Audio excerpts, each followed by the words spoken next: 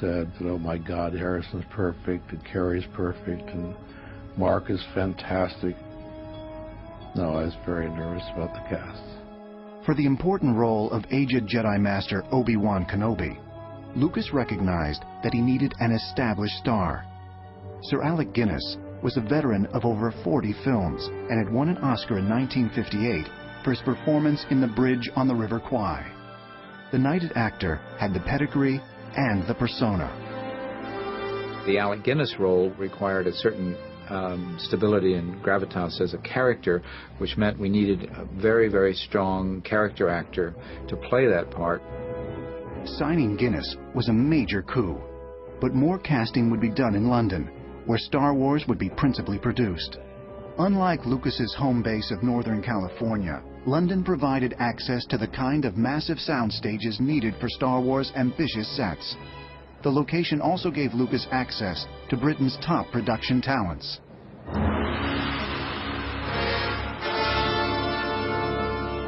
The character of Darth Vader demanded someone of commanding physical stature. To fill Vader's boots, Lucas cast champion bodybuilder David Prowse, whose resume included roles like Frankenstein's creature in Hammer's popular horror movies. As Vader's evil accomplice, Governor Tarkin, another Hammer alumnus was cast, 63-year-old Peter Cushing. Best known as the methodical Professor Van Helsing in Dracula, Cushing was the perfect choice to portray the Death Star's icy chief administrator. For the part of Chewbacca, Han Solo's towering Wookiee co-pilot, Lucas and Kurtz had to look outside normal casting channels. But at 7 feet 3 inches tall, it was no stretch for Peter Mayhew, who had been working as an orderly at a Yorkshire hospital. I sat down on one of the sofas, waiting for George. The door opened, and George walked in with Gary behind him. So naturally, what did I do? I'm raised in England. As soon as someone comes in through the door, I stand up. George goes, virtually turned to Gary and said, I think we found him. Finding the right performers to portray robots was even more of a challenge. Production designers had constructed an assortment of robots and androids to populate the Star Wars universe. But it would take living, breathing actors to give personality to the two main droids, C-3PO and R2-D2. To operate R2, Lucas needed a performer small in stature, but with a big imagination. Enter 3-foot-5-inch stage comedian Kenny Baker. They couldn't find anyone that would fit inside this robot to make it move. And they couldn't use kids because it was quite a heavy machine, you know, it weighed about 80 pounds. Well, I've had a lot of experience of inside costumes and inside cats and dogs and goodness knows what else, you know. So when I got into the robot, you know, he said, look happy, so I'd go inside. No, nobody could see my expressions, obviously. But it just, you have to do something to get the feel of the thing. Actor Anthony Daniels not only had the slender build needed for C-3PO, but training as a mime artist. He'd been seeing people every 5 minutes. I was there for a while and thinking, well, nearly time to go, I guess. And then, kind of over George's shoulder, I saw painting. And the most extraordinary thing happened. It just struck me because I kind of looked at this face. And the face looked back at me, and we had this extraordinary eye contact. You know, he's looking right out of the picture, and he seemed to be saying, come, come, be with me. And the vulnerability in his face made me want to help him.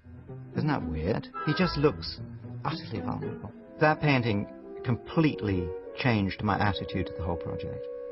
Years later, I was able to go to Ralph McQuarrie and say, you realize this is all your fault. In March 1976, with casting completed, George Lucas and company arrived in North Africa. It was a strange caravan of British and American filmmakers working in a French-speaking nation on a script few people believed in. The overriding thing for me, really, at that stage was the amount of work that we had to do, the amount of stuff there was to achieve, and we had grave doubts about getting it done in time. But the trial by fire had yet to begin. It was now up to Lucas to make his movie. Just one day into filming, the Sahara was pelted with its first major rainfall in 50 years. We were going out there to shoot on the salt flat. I came out in the morning and the rain was going horizontally down the street this way. I thought, my God. I just called a rest day and the crew told them all to go back to bed because there was no way we were going to shoot on that. It was the first 2 weeks of shooting. We'd run into a lot of weather problems. The sets had blown down. I didn't get everything shot. It was a disaster. At that point, I was pretty depressed, saying, boy, I've got myself in way over my head. I don't know what I'm going to do. You must do what you feel is right, of course.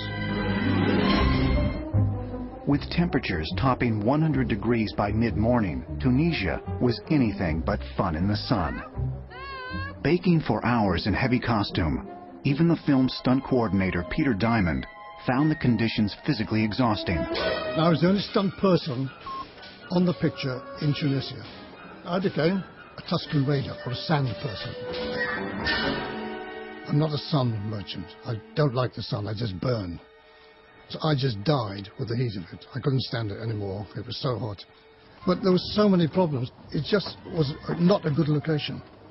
We seem to be made to suffer. It's our lot in life. C-3PO was finally put together for the very first time the day before we started shooting. R2-D2 didn't really function that well.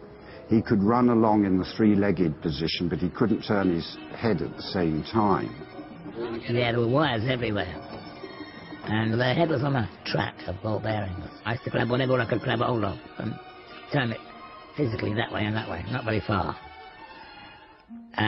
Because I went too far, the wires would go around my neck, and then they'd say, cut, right, break for lunch.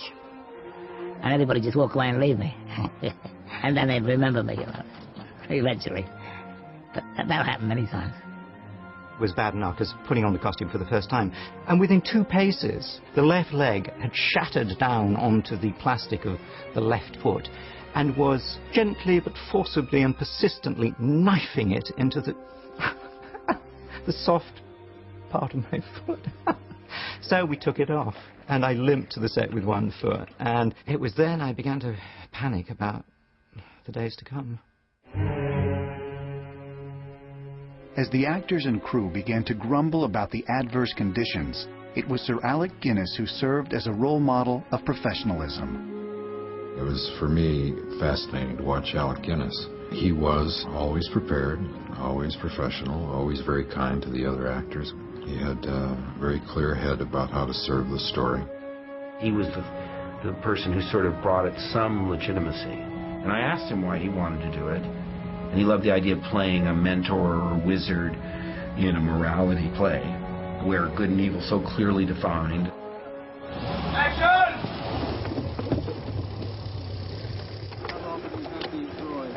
3 or 4 seasons. They're up for sale if you want them. Let me see your identification. You don't need to see his identification. I don't need to see your identification. These aren't the droids you're looking for. These aren't the droids we're looking for. He can go about his business. You can go about your business. Move along. Lucas, meanwhile, was up to his neck in malfunctioning props, electronic breakdowns, and other production woes. Star Wars was already struggling to stay on schedule. The only silver lining was that after Tunisia, the production would be moving to a more controlled environment, Elstree Studios outside London. The stages at Elstree were among the largest in the world, and the sets, now finished after months of construction, were just as impressive. And for the first time, the entire Star Wars cast was together. That was almost like a whole separate movie. It was like getting a whole fresh start, and it was all new, really. We were all very different ages. I was 19, Harrison was 33, and he was sort of the big man on campus. And meeting him, you sort of felt, well, he'll be a movie star. Costumes, makeup, robots, and aliens were all ready to go.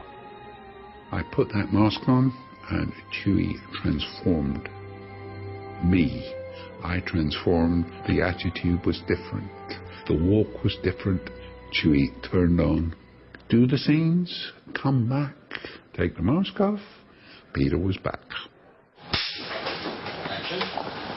That old man's mad. You said it, Chewie. Boy, where did you dig up that old fossil?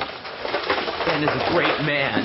Yeah, great at getting us into trouble. I didn't hear you give any ideas.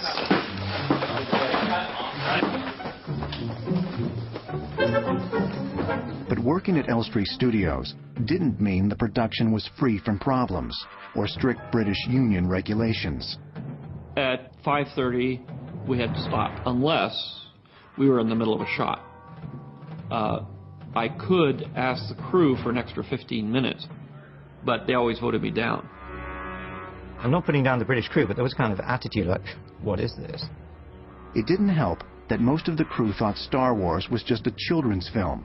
At times, even the actors were hard-pressed to take the work seriously. Didn't think it was going to be any good. Whereas I didn't. I thought, what's it? This is a bit strange. And I can remember this lighting man. He said, what is all this about? He said, I can't, it's a load of rubbish, you know.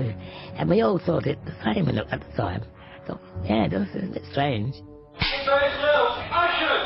There's a princess with hair and weird buns on the side and a giant in a monkey suit or something. I mean, it was weird. It was very, very weird. No more adventures. I'm not getting involved. Don't you call me a mindless philosopher, you ugly blob of grease. Fine! I'm going to regret this. It was tough dialogue to say. So I think I got, Governor Tarkin, I thought I recognized your foul stench, which, you know, I don't know about you, but I'm always talking like that. Governor Tarkin, I should have expected to find you holding Vader's leash. I recognized your foul stench when I was brought on board. Charming to the last. We used to say you can type this stuff, but you can't say it.